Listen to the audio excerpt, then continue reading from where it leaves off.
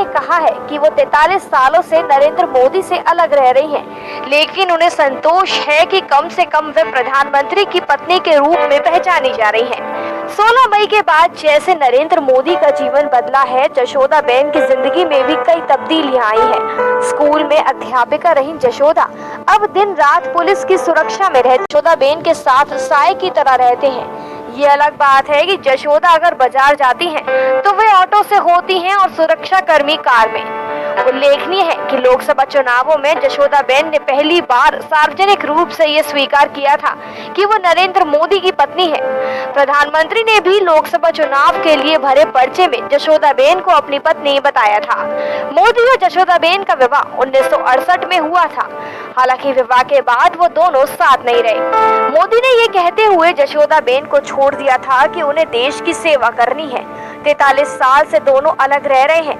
अपने साक्षात्कार में जशोदा ने बताया कि उन्हें अपने वैवाहिक जीवन का तनिक भी अफसोस नहीं है। आखिरकार मोदी ने देश सेवा के लिए उन्हें छोड़ा था। लगभग 40 साल तक स्कूल में अध्यापिका रही जशोदाबेन अब ठीक से सुन नहीं पाती हैं।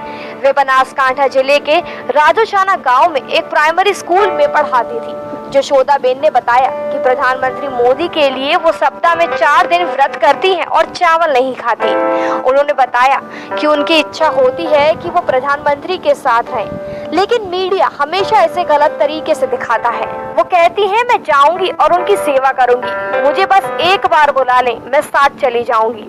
उनके साथ नया जीवन शुरू करना चाहती हूँ, लेकिन उन्हें ही पहल करनी होगी।